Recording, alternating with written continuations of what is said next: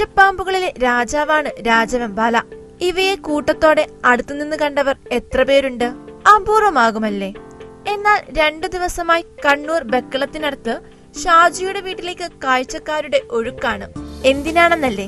കറുത്ത നിറത്തിൽ വെളുത്ത വരകൾ കൊണ്ട് പ്രകൃതി കനിഞ്ഞൊരുങ്ങിയ മനോഹാരിത അതേപടി പകർത്തിയ 16 രാജവെമ്പാല കുഞ്ഞുങ്ങളെ കാണാൻ.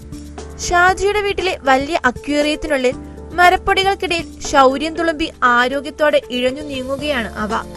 രാജവെമ്പാലയുടെ 16 കുട്ടികൾ ഇത്രയടുത്ത് ഇത്ര ആരോഗ്യത്തോടെ ഒരു സ്വകാര്യ വ്യക്തിയുടെ വീട്ടിൽ എങ്ങനെ കാണുന്നു എന്നല്ലേ?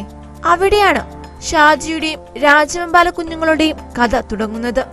കഴിഞ്ഞ ഏപ്രിൽ 20-ന് കണ്ണൂർ ജില്ലയിലെ കുടിയാൻ മലയിലെ കൊക്കോത്തോട്ടത്തിൽ ജോലിക്കിടയിലാണ് ഷാജി രാജവെമ്പാലയെ കാണുന്നത്. ഉടൻ തന്നെ കരുവഞ്ചാൽ സെക്ഷൻ ഫോറസ്റ്റ് ഓഫീസർ മധുവിനെ വിവരമറിയിച്ചു.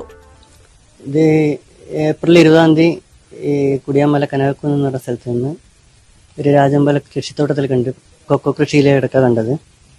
അവർ കരുവഞ്ചാൽ സെക്ഷൻ ഫോറസ്റ്റ് ഓഫീസർ മധു സാറ വിവരം അറിയിച്ചു.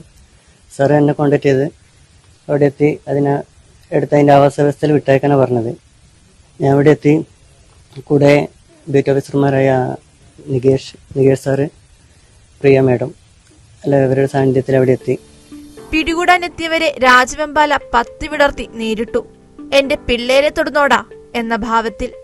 പാമ്പിനെ അതിന്റെ തനി ആവാസ വ്യവസ്ഥയിൽ വിട്ടയക്കാനായിരുന്നു നിർദ്ദേശം. എന്നാൽ ബീറ്റ് ഓഫീസർമാരായ നികേഷ്, പ്രിയ എന്നിവരെത്തിയപ്പോഴേക്കും പാമ്പ് അരുവിയും മുളങ്കാടും കടന്ന് കാട്ടിലേക്ക് മറഞ്ഞു. അവിടെ നിന്നാണ് ഷാജിക്ക് പാമ്പ് ഉപേക്ഷിച്ചു പോയ മുട്ടകൾ കിട്ടിയത്. ലഭിച്ചത് 1ഉം 2ഉമല്ല, 31 മുട്ടകൾ. അതിനെ ഷാജി സ്വന്തം വീട്ടിൽ കൊണ്ടുപോയി കൃത്രിമ സാഹചര്യത്തിൽ വിരിയിച്ചിറക്കി. 90 ദിവസമാണ് രാജവെമ്പാലയുടെ മുട്ടകൾ വിരിയാൻ വേണ്ടുന്ന സമയം. എന്നാൽ 86 ദിവസം കൊണ്ട് ഷാജിയുടെ അക്വേറിയക്കൂട്ടിൽ ഉഷിരം കുഞ്ഞുങ്ങൾ വിലസാൻ തുടങ്ങിയിരുന്നു. വിരിഞ്ഞിറങ്ങി 8 ദിവസത്തിന് ശേഷം പാമ്പ് ആദ്യമായി പടം പൊഴിക്കും എന്നാണ് കണക്ക്. 3 ആഴ്ചകൾക്ക് ശേഷമാണ് അവ ഇരയെ തേടുക. ഒരാഴ്ച കഴിഞ്ഞാൽ ഇവയെ ഉൾക്കാട്ടിലേക്ക് തുറന്നുവിടും. പാമ്പുകളോ മറ്റു ജീവികളോ ആക്രമിച്ചില്ലെങ്കിൽ അവർക്ക് കാട്ടിൽ സുഖമായി വസിക്കാം. ETV ഭാരത്, കണ്ണൂർ.